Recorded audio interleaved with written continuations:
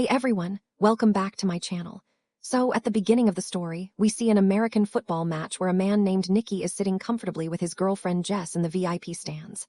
The match is going on, but Nicky is more focused on the crowd than on the game. He notices a beautiful girl getting up from her seat and leaving. At that moment, a mischievous idea comes to his mind. He makes a small bet with Jess, saying, "Let's see how many people look back at that girl." One of the men sitting nearby, Lewin, says he also wants to join the bet, and Nicky agrees. Everyone jokingly places a $10 bet and starts counting. When the girl leaves the stand, the final count shows that 7 people looked back at her. In this bet, Jess had guessed the closest number, so she won. Lewin gives her the money without hesitation and then suggests starting the next round. This time, the bet is about who will commit the next foul. Jess drops out, saying she doesn't know much about the game, but Nicky jumps in and places a $1,000 bet. As soon as the whistle blows, the referee signals a foul, and it turns out to be the team Nicky had bet on. He wins and puts the money in his pocket. Even after losing, Lewin gets more excited and says, "Let's place a $5,000 bet this time. Now, the question is whether the player will pass the ball or run with it." Nicky hesitates a little at betting $5,000 but finally agrees. Lewin guesses that the player will run and Nicky says he will pass. As soon as the whistle blows, the player actually runs with the ball, which means Nicky loses $5,000. Now Nicky decides, it's okay, we lost $5,000, let's stop here, and asks Jess to come have coffee. He wants to leave, but Lewin insists. He says, "You're sitting in the VIP lounge, you have money. Why be upset over $5,000? Let's play another bet, this time for $10,000. Eventually, Nicky agrees. Now the question is whether the player will make the next pass correctly or not. Nicky predicts yes, but the other team intercepts the pass. Nicky has now lost $15,000. While taking out the money, Nicky gets a little upset. He thinks for a moment and says, "Let's place a $50,000 bet this time." Jess is shocked to hear this, but Nicky looks angry. At this point, luck is not on his side. He loses the next bet again and has to give away another $50,000. Now Jess urges him to stop immediately, but Nicky's anger and ego take over. Without thinking, he places the next bet of $100,000. Lewin laughs and teases him, saying, "Do you even have that much money?" Nicky silently throws a whole bundle of cash on the table. Seeing this, Lewin also gets excited. This time, Nicky bets that the next pass will be intercepted and won't be completed, but the pass is successful. Now, Nicky has suffered a loss of $100,000.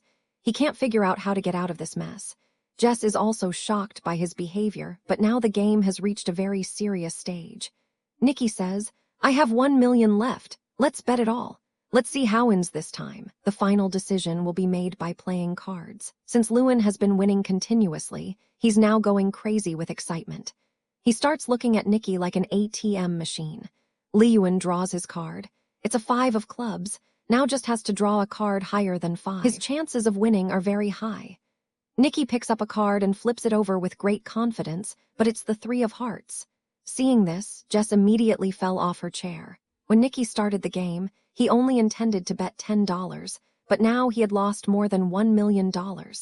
After such a shameful defeat, he had nothing left to say. So he quietly held Jess's hand and started walking out. He was deeply upset, but Leon began teasing him even more. He said, "This is what happens when you mess with the master." Nicky stopped and placed another bet, this time for $2 million. Now, the idea was a little different.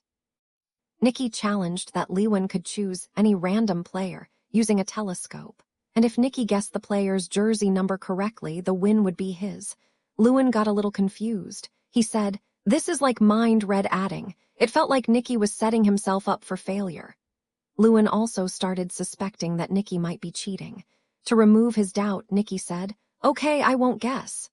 This time, Jess will do it." Jess looked angrily at Nicky. She couldn't understand what was happening. She said, "Among so many people, what are the chances I'll guess the correct jersey number?" Saying this, she tried to leave, but Lewin's security guard stopped her and a small fight broke out between them. Jess calmed herself down a little. Nicky told her to just look around the ground and say whichever number felt like her own. Lewin picked up the binoculars and chose a player. Then Jess took the binoculars and scanned the entire field. She could see jersey numbers everywhere. How could she guess? Then her eyes fell on a familiar face, and she remembered Nicky's words that she should choose the number that felt like her own. Their friend Farhad was wearing jersey number 55. Jess understood that this was all part of Nikki's plan. She said number 55 and it was the correct answer. Lewin was stunned. Jess also started wondering how Nikki had known Lewin would choose that number. But at that moment, it didn't matter. They had already won the bet. Both of them made a $1 million profit and got back all the lost money. They left the stadium with 2 big bags full of cash. In the car, Nikki told Jess that everything had been part of their plan. They had been tracking Lewin for a long time. Lewin was well known in high society for his bad gambling habits. He would jump at any bet placed in front of him. Nikki's team had planned the entire setup. As soon as Lewin stepped out of his hotel room, the number 55 was planted in his subconscious mind. The number 55 was written on the label pin of the security guard. The same number appeared on signboards along the road to the stadium. They didn't just show him the number, they made him hear it too. While coming to watch the match, a song had been played in Lewin's car that repeated the number 55 again and again. That number was said 124 times in the song, which kept pulling Lewin's attention toward it. He had even been shown a photo of Farhad, which helped build a visual memory. So when Lewin looked through the binoculars, his mind naturally went toward the number 55. And Jess said 55 as soon as she saw Farhad. Jess had not been told anything in advance, so her expressions would stay natural during the entire game. This way, no one would suspect her. After hearing everything, Jess was completely impressed with Nikki. After this, the story takes us a few days back. Just a few days earlier, Nikki was lying on a bed in a room with Jess beside him, and a man was pointing a gun at his head. Jess was sitting next to him, someone he had met only recently. It was clear that someone had trapped Nikki, but there was no sign of fear on his face. He calmly said, "I don't have a single penny. If you want to shoot, then shoot." The man with the gun looked at Nikki's reaction and quickly realized this man was clever, even more cunning than them. And his guess was absolutely right. Nikki was a master con artist who pulled off petty thefts with great skill. Jess had brought Nikki to that room by tricking him, but Nikki saw a natural talent in her. At that time, Jess didn't understand anything. When the man with gun left, Nikki told Jess, "You have a gift. If you polish this ability to trick people, you can live a very comfortable life." Nikki said, "This is our family business. My father, his father, they were all con men. We're cheats by blood. Every trick, every move is a game to us." Without wasting time, Jess took out some money and said, "I want to learn from you." Nikki agreed. While walking out, he stole one of Jess's rings, and she didn't even realize it. By the time she figured it out, her watch had also disappeared. When she had put the watch in her handbag, Nikki had already taken her wallet. After all these tricks, Nikki said, "Sleight of hand, timing, and a little style. That's all you need for this work." Then Nikki said goodbye to her and left. After a few months, Jess found Nikki in New Orleans where he had started building a new team. Their meeting was actually a test. He wanted to see if Jess was capable of joining his team or not. When Jess agreed, Nick sent her to a fair with one of his team members. This was Jess's first practical assignment. She began asking people for directions, holding a map in her hand. While she distracted people, her partner secretly stole a tourist's camera lens. Then another team member intentionally bumped into a man, and Jess took his wallet. Jess was now starting to feel more confident in her stealing style. Using chopsticks, she took another woman's wallet from her bag. Everything went so smoothly that no one even suspected them. Nikki was watching everything from the top of a building. He told the team to leave Jess alone. Now it was her turn to fly solo. Jess started stealing expensive items one after another. And with each theft, Nikki's respect for her kept growing. Now Nikki gave her another big assignment. This time a high-tech scam. With the help of special lenses, they could see other players' cards and beat them easily. There was also a system for stealing credit cards. The stolen card was secretly sent to a teammate where a device would copy its data, and then the card would be returned to the owner's pocket. By the time anyone realized, their entire account would be emptied. Another scam was a fake ATM machine. Whenever someone withdrew money, the ATM would secretly store their PIN. Farhad would later remove the machine and steal all the data. All the stolen credit cards were sorted into different categories. Expensive luxury items were bought using them. And finally, their data was sold on the black market. One day Jess saw a beautiful necklace and wore it, but Nikki immediately told her to take it off. He strictly explained that all the items had to be sold. Nothing was to be kept personally. Jess was seeing this large-scale fraud for the first time. The feeling of standing in the middle of a mountain of stolen goods was surreal. The next day, Jess and Farhad were wandering through a wealthy area. Their task was to act. Farhad suddenly fainted and Jess started shouting, "Please, someone help us, please." It was a distraction which the rest of the team used to steal from the rich people around them. After the job was done, the whole team escaped by hiding in an ambulance. The whole plan was so perfectly executed that no one could figure out anything. That night, they all celebrated together. Nikki praised everyone because they had made $1.2 million in just 1 week. The next day, all the team members were preparing to go their separate ways. The documents were destroyed, and Nikki assured everyone that their money would be transferred to their bank accounts within a few days. But the old members of the team knew that Nikki still had one last mission left. The next morning, Nikki took Jess to the VIP lounge of the stadium. He performed a full demonstration in front of Jess to show how they could earn $1 million in just a few minutes. By now, Jess had started falling in love with Nikki. She thought she was Nikki's girlfriend, and that's why he was showing her all this. But Nikki had only included her in the group for his own benefit. When everything was over, Nikki gave her $80,000 in cash and finally said goodbye. Jess looked at him with tears in her eyes. Her heart was broken because she had fallen in love with Nikki. At the same time, she also felt that $80,000 was too little because Nikki had just earned $1 million. But in Nikki's world, there was no place for emotions. Jess had now seen his true colors. Nearly 3 years later, a race car pulls into a service station and we see Nikki again. There was tiredness in his eyes, and it was written all over his face that he was running out of money. During lunch, he met with George, the owner of a race car team. George's research team had developed a new algorithm called EXR, but he wanted to improve it to increase his chances of winning. So, he hired Nikki. The plan was simple. Nikki would pretend to be their chief engineer. Then, they would stage a fake fight between George and Nikki so that other teams would fall into their trap. After that, Nikki would sell a fake version of EXR to the rival team, while George's team would use the real system and easily win. As part of the deal, Nikki was supposed to receive €1 million for the job, and the money he earned by selling the fake system would also be his. Nikki thought this job was a joke. He could have done such a scam, even in his sleep. But George's butler didn't trust him at all. He directly threatened Nikki and said, "If you do anything wrong, I'll shoot you right in the chest." Nikki wore a tuxedo and left to attend a party that evening. The plan between Nikki and George was to stage a fake fight in front of the crowd, but their plan completely fell apart when Jess appeared, walking down the stairs in a red dress. She went straight to hug George. Seeing this, Nikki's eyes filled with anger. His mind went blank. He hadn't seen Jess in 3 years, and now she was with someone else, and that too with the man who had hired Nikki. Jess calmly walked up to Nikki and told him that she was no longer a con artist, and whatever had happened 3 years ago didn't matter anymore. She also said that George didn't know anything about their past relationship, and it would be best to keep it that way.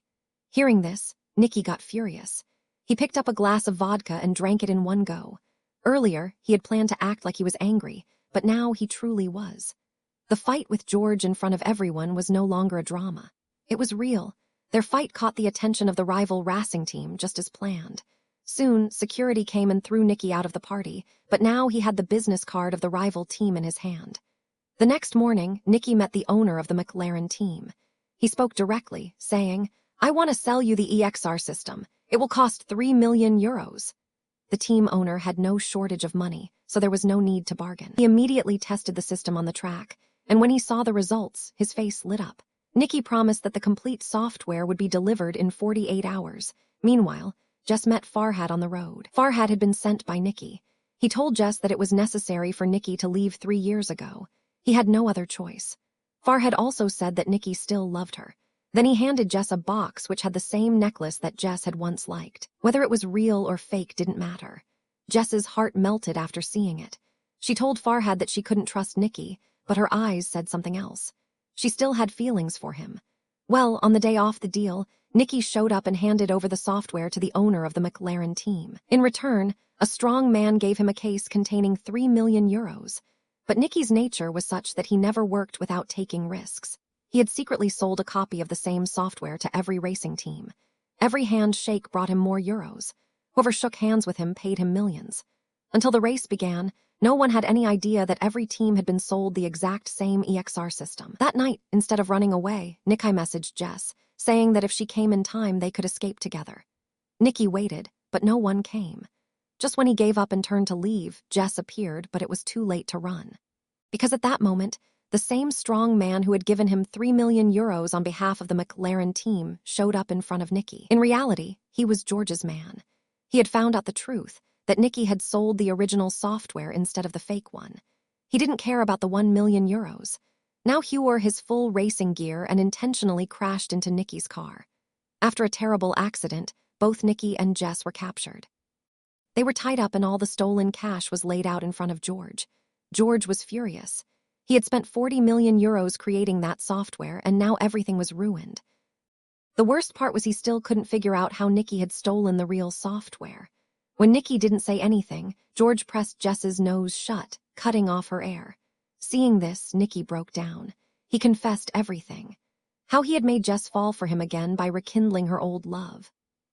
He said he gave her the same necklace she had once liked, but this time it had a special chip inside. As soon as George opened the software, that chip stole his password and copied the data. Jess was heartbroken when she heard this. Tears streamed down her face, but George and his men started laughing. They liked the story but didn't believe a word of it. George then said Jess was never really my girlfriend. I know she was only with me for my money. Jess admitted that she was only pretending to love George to steal his expensive watch collection. Nicky was shocked. So Jess had faked her love for George just to make Nicky jealous. Now both of them were caught. George turned to the butler and asked how Nicky managed to steal the software. As soon as Nicky opened his mouth, the butler suddenly fired a bullet. It hit Nicky straight in the chest. George's face turned pale. He panicked and told the butler, "I can earn money again, but if I get caught for murder, I'm finished." George quickly fired the butler and fled from the warehouse. Jess was crying uncontrollably, but the butler calmly said, "There's no need to worry. I'm actually Nicky's man." In truth, the butler was Nicky's father. He had shot the bullet carefully just near the heart, not through it.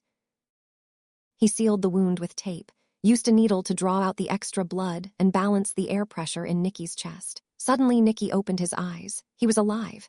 It was a crazy plan, but it worked. Behind them lay a huge pile of money. All three of them left the warehouse.